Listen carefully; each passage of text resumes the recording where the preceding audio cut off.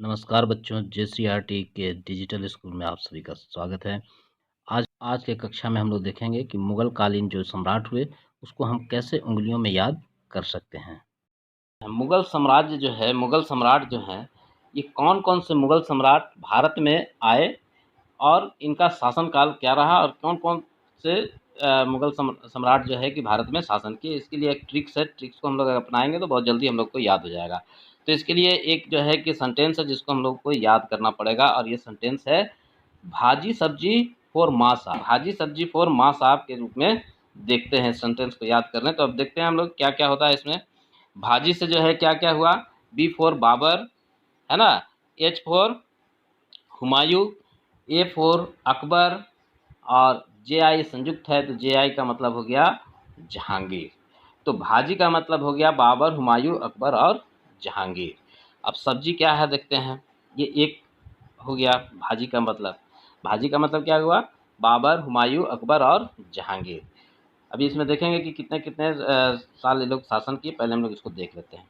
सब्जी, सब्जी में जो है कि देखो S for Shahjahan, A for Aurangzeb, B for Bahadur Shah और JI फॉर जहांदार शाह। ठीक है, जहांदार शाह। तो इस तरह से सब्जी हो गया शाहजहाँ, औरंगजेब, बहादुर और जहांदार शाह। तो इस तरह से भाजी सब्जी हो गया। फोर एक ही लिखा हुआ है, यानी एक कलर से भी दिखाया हुआ है और एक ही इसमें कैपिटल लेटर है, तो कैपिटल लेटर को ही हम लोग देख रहे हैं। फोर फोर ये है फर्रुखशियर। ठीक है। उसके बाद M for Mahmud Shah, A for Adam Shah, फिर A फॉर आलमगीर द्वितीय, फिर S फॉर शाह आलम द्वितीय, फिर A फॉर जो है अकबर द्वितीय और B से बहादुर शाह जफर। तो ये हमारे पास कुल 15 जो है कि शासक थे, मुगल सम्राट थे, जिन्होंने भारत पर शासन किया। कब से कब तक शासन किया, इसको भी हम लोग अब देखते हैं कि पहले नंबर जो है कि भाजी में बाबर, हुमायूँ, अकबर और जहांगीर का।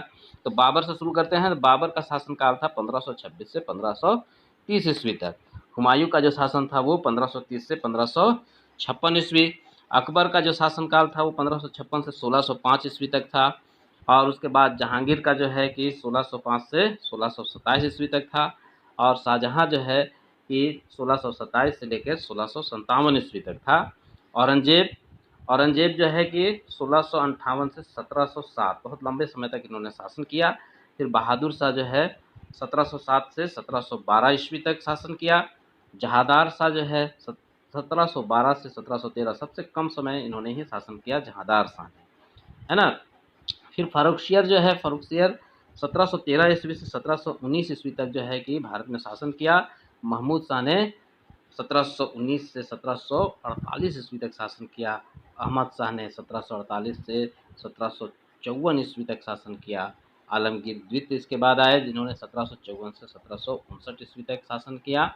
फिर शाह आलम द्वितीय 1759 से 1806, इनका भी शासनकाल बहुत लंबा रहा। इसके बाद जो है कि अकबर द्वितीय आए, जिन्होंने 1806 से 1837 ईस्वी तक शासन किया। और उसके बाद अंतिम जो मुग़ल बादशाह थे बहादुर शाह जफ़र, जिनका शासनकाल 1837 से 1857 के विद्रोह, सिपाही विद्रोह तक चला था। उसके बाद उसको निर्वासित करके म्यांमार भेज दिया गया था अंग्रेज़ों के द्वारा।